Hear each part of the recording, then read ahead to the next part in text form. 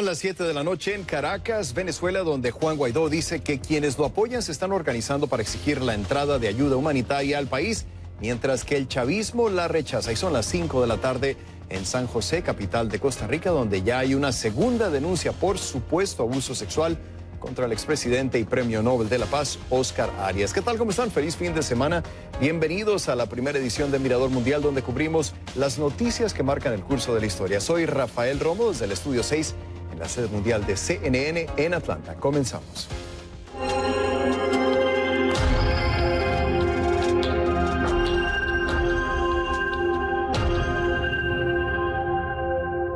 La ayuda ya llegó, pero no puede pasar. Son 2 camiones enviados por el gobierno de Estados Unidos que arribaron el viernes por la tarde a Cúcuta, ciudad colombiana, que es frontera con Venezuela. Los camiones contienen medicina y comida y están al otro lado de la frontera de San Antonio del Táchira, Venezuela, esperando el cruce. Juan Guaidó, quien se declaró presidente interino de Venezuela el 23 de enero en Cabildo Abierto, dijo este sábado que se están organizando en todos los estados del país para exigir el ingreso de la ayuda humanitaria. Pero en un acto público realizado este sábado al mediodía en Caracas, el chavismo rechazó cualquier ayuda humanitaria, diciendo que lo de la ayuda es un pretexto para invadir Venezuela e intervenir al país. Esto es lo que sabemos. El presidente Nicolás Maduro rechazó la ayuda esta semana, diciendo que los venezolanos no son mendigos y que los envíos tienen el objetivo de humillar. El chavismo bloqueó hace unos días uno de los puentes que conecta Cúcuta con San Antonio de Táchira para impedir el paso de cualquier cargamento. Canadá, Alemania y Estados Unidos ya han prometido ayuda humanitaria para Venezuela, aunque no ha quedado definido ni cómo ni cuándo entrará a Venezuela. Vamos de inmediato a Caracas con Jorge Luis Pérez Valeri, quien ha estado monitoreando lo más reciente de este impasse internacional. ¿Qué tal? ¿Cómo estás? Jorge Luis, Juan Guaidó envió un mensaje por Twitter diciendo que exigirán el ingreso de la ayuda humanitaria. ¿Apareció hoy públicamente? Hola Rafael, un gusto saludarte a ti y a toda la audiencia. Hasta el momento en que ha caído la noche no ha habido apariciones públicas de Juan Guaidó por el día de hoy. Sí ha mantenido una agenda pública durante toda la semana, se le vio reunido con los estudiantes, se le vio reunido incluso con embajadores de Europa, con quien dijo estaba también organizando este tema de la ayuda humanitaria. Se reunió con distintos gremios del país, quienes cada vez más han dado su apoyo a la Asamblea Nacional, incluso le han dado su reconocimiento como presidente interino de este país.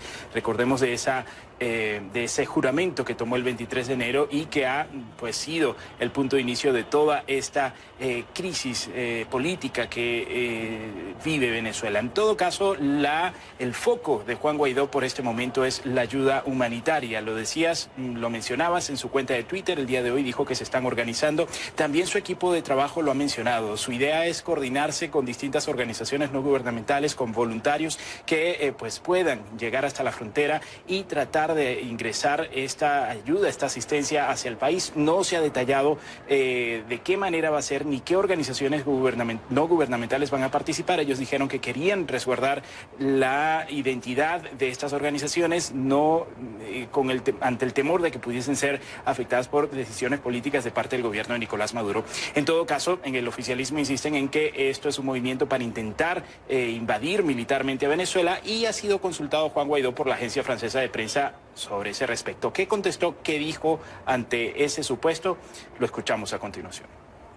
Nosotros haremos lo que tengamos que hacer de manera soberana, de manera autónoma, para lograr el cese de la usurpación, el gobierno de transición y elecciones libres. Entonces usted haría uso de las facultades legales que tiene como presidente de la Asamblea y como presidente encargado para autorizar eventualmente la intervención de una fuerza extranjera. Nosotros haremos, de nuevo, todo lo posible. Esto es un tema obviamente muy polémico, pero haciendo uso de nuestra soberanía, el ejercicio de nuestras competencias, haremos lo necesario. El mensaje de Guaidó, así como de toda la dirigencia política que le está acompañando, ha sido especialmente dirigido a las Fuerzas Armadas Bolivarianas de Venezuela. Insisten en que, de ceder ellos, se va a permitir que esta asistencia incluso cubra a sus familias. Hablan de entre 300 y 400 mil personas que están en situación vulnerable, a las que quieren atender en primera instancia, personas con enfermedades crónicas diabetes, cáncer, entre otras enfermedades que actualmente pues es difícil conseguir los insumos médicos. ¿Qué dice la otra parte de la dirigencia que está del otro lado de la frontera, que está acompañando a Juan Guaidó en esta cruzada por intentar entrar esta ayuda humanitaria? Vamos a escuchar a Gaby Arellano, quien pues conversaba con este canal desde la ciudad de Cúcuta, en Colombia. No ha ingresado ningún tipo de ayuda humanitaria a territorio venezolano, y cuando ingresen no tengo la duda que los más contentos serán las Fuerzas Armadas venezolanas. La Comisión de la Asamblea Nacional, Miguel Pizarro, está haciendo todo el estudio exacto, cuáles son las zonas más vulnerables, porque una ayuda humanitaria es para el más desprotegido. Es la primera ingreso a ese proceso, de donde se le va a dar la información pública en el momento que tengamos el censo completo, no solamente del Táchira, sino de todo el territorio nacional. Jorge Luis, el chavismo sigue rechazando la ayuda humanitaria internacional, ¿correcto? Efectivamente, Rafael, desde el lado del chavismo se insiste en el pretexto de que esta ayuda humanitaria, como la han calificado, es un show. También textualmente han dicho que no van a aceptar limosnas imperialistas. Se escuchaba entre algunos de los dirigentes chavistas el día de hoy en estos actos de recolección de firmas en contra del gobierno de Donald Trump que están llevando a cabo desde esta semana. Ellos están negados a aceptar esta ayuda porque dicen que el problema no es la asistencia humanitaria, el problema, aseguran, es un bloqueo financiero que mantiene Estados Unidos, que no les permite a ellos tener acceso a bienes, a productos, a servicios, entre otros insumos que puedan comprar para el país. Vamos a escuchar a Diosdado Cabello. Más temprano estuvo en un meeting en el oriente del país, en el estado de Anzoátegui. Ha estado realizando movilizaciones por todo el país, llevando el mensaje punta, la lanza de punta del discurso de Nicolás Maduro, que es que esta ayuda pretende llevar a cabo es una intervención militar en Venezuela. Lo escuchamos. Dice que está evaluando solicitar a Estados Unidos una intervención militar a Venezuela. Lo dijo ayer, lo declaró. Según él, en uso de las atribuciones que le confiere esta Constitución.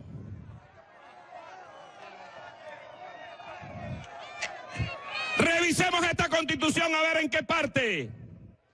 Esta Constitución le da atribuciones a alguien para solicitar un bombardeo contra nuestra propia patria. Bien, Rafael, por lo pronto no tenemos, no hay indicios, no hay signos de que el gobierno de Nicolás Maduro quiera permitir el ingreso de esta ayuda humanitaria. Queda esperar por alguna reacción quizás de las fuerzas militares, en ver si van a llegar a algún tipo de acuerdo y si finalmente esa ayuda que ya está en las puertas del país va a poder ingresar o no. Bien, Jorge Luis Pérez Valeri con el reporte en vivo desde Caracas. Gracias, Jorge Luis, te vemos más tarde. Y es que la ayuda humanitaria se encuentra en el centro del debate de la situación política y social de Venezuela. Pero, ¿qué tanto se necesita realmente? Fernando Ramos habló en la zona de frontera con venezolanos que a diario cruzan el puente internacional Simón Bolívar para conocer sus necesidades y sobre lo que piensan de que esos alimentos y medicinas estén en una bodega sin poder llegar por el momento a su destino.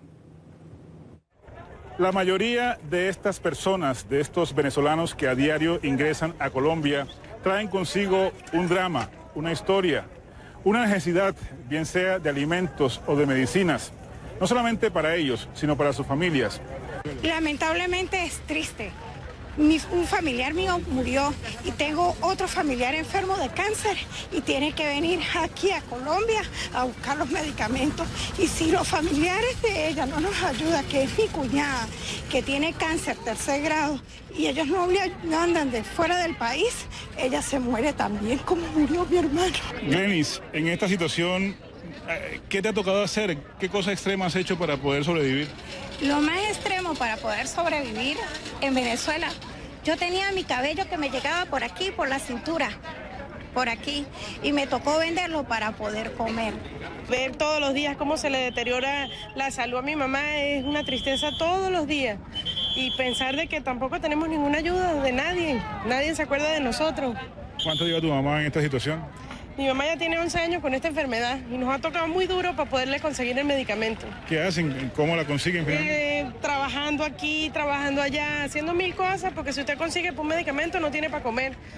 Son estas personas que a diario cruzan el puente internacional Simón Bolívar las que realmente necesitan la ayuda humanitaria que está en una bodega del puente Tienditas en la frontera entre Cúcuta y el estado Táchira. Muchos, como esta pareja de esposos, han llegado a averiguar de qué forma pueden tener acceso a estas medicinas, a estos alimentos. El gobierno colombiano ha sido claro en decir que no va a ser repartida aquí en Cúcuta, sino que tendrá que ser llevada hasta su lugar de destino, es decir, a Venezuela. Muchas personas van a ser beneficiadas, muchos niños que están esperando, muchos abuelos, muchas abuelas y el pueblo entero de Venezuela. Y bueno, se le hace un llamado también a la Guardia Nacional que se ponga de parte del pueblo, y quiten esos containers, esas gandolas que colocaron allí para impedir esa ayuda. A eso iba también un poco, Pedro. ¿Le preocupa a ustedes que esa ayuda quede aquí, que no pueda pasar al otro lado? Sí, nos preocupa bastante porque es un esfuerzo que no solamente se está haciendo desde ahorita. Esto tiene tiempo pidiéndose esta ayuda y es preocupante que ahorita unos desarmados no quieran aceptar esta ayuda. La cuestión ahora es cómo hacer llegar esa ayuda hasta Venezuela. Los gobiernos de Colombia y de Estados Unidos han dicho que su responsabilidad llega hasta aquí, es decir, recepcionar esos alimentos y medicinas y depositarlos en las bodegas, y que corresponde a los delegados de Juan Guaidó y a los diputados de la Asamblea Nacional de Venezuela repartirlos a quienes más lo necesitan. Para CNN, Fernando Ramos, Cúcuta, Colombia. Estados Unidos fue el primero. Cuando Juan Guaidó se declaró presidente el 23 de enero, invocando un artículo de la Constitución venezolana, el gobierno de Donald Trump lo reconoció casi de inmediato. Después le siguieron más de una docena de países latinoamericanos y Guaidó dice que son más de 60 naciones de todo el mundo las que lo reconocen como presidente interino de Venezuela. Pero en América Latina hubo dos notables excepciones: México y Uruguay. Darío Klein, nuestro corresponsal en Montevideo, normalmente lo vemos del otro lado del hemisferio, ahora está con nosotros. Tenemos la fortuna de tenerte aquí en el estudio, Darío. Primero que nada, bienvenido a tu casa, donde pasaste mucho tiempo, ¿verdad? Sí. Y bueno, ahora te vemos a veces en Montevideo, a veces en el Polo Sur, pero quería aprovechar que estás aquí en Atlanta para preguntarte sobre las acciones que ha tomado Uruguay y esta importante reunión del jueves en la que Uruguay trató de ponerse en el papel de interlocutor. ¿Qué nos puedes decir sobre esto? Sí, Uruguay de algún modo se ha puesto como fiel de la balanza de varios grupos, ¿no? Porque no hay uno solo actuando en este momento. Está, por un lado, el Grupo Internacional de Contacto, que en realidad, de alguna manera, organiza la Unión Europea, y por otro lado está el llamado Mecanismo de Montevideo, que son las dos iniciativas que están tratando de mediar, de tratar de buscar algún tipo de acuerdo entre la oposición y el gobierno venezolano, ¿no? Y Uruguay está en ambos, y ambos tienen posiciones distintas, sí, ¿no? Porque la Unión Europea está pidiendo elecciones garantidas y libres, y el Mecanismo de Montevideo dice que no hay condiciones, que tienen que sentarse a dialogar. Pero son las dos únicas iniciativas que hay de diálogo y Uruguay está en ambas. Conversábamos anteriormente sobre esto, Darío, y me decías que aunque al principio muchos decían que Uruguay y México se estaban aislando porque no estaban reconociendo a Juan Guaidó, de cierta manera, y particularmente Uruguay, puede quedar en una posición privilegiada si las partes favorecen la opción de un diálogo, que aunque anteriormente ha sido desacreditada, todavía queda por ahí una rendija por la que se puede colar esa opción, ¿no? Sí, y que digamos, da la impresión de que aparte es la única opción pacífica, ¿no? Sí. Porque hay que ver acá cómo se resuelve esto de una manera pacífica cuando da la impresión de que Nicolás Maduro, por las buenas, no está dispuesto a irse. Entonces, a cualquier gobierno autoritario, si no se le da una rendija de negociación es muy difícil. Lo vivimos en Uruguay, por ejemplo, en Argentina, en Chile, las dictaduras negociaron sus salidas. Entonces, Uruguay, claro, tiene esa ventaja de algún modo de que es de los pocos que al no reconocer a Guaidó de entrada, tiene credibilidad también ante el gobierno de Nicolás Maduro. Pero hay que ver si Guaidó está dispuesto a tomar Guaidó o algún otro grupo opositor o la oposición como un todo, a tomar esa opción, porque Guaidó ha dicho que él no reconoce a los que no lo reconocen, por lo tanto sí, él no ha aceptado tampoco dialogar con Uruguay y con México. Te lo digo como mexicano, en México no necesariamente toda la gente está de acuerdo con la postura que ha tomado como país en esta situación. ¿Qué me puedes decir de Uruguay?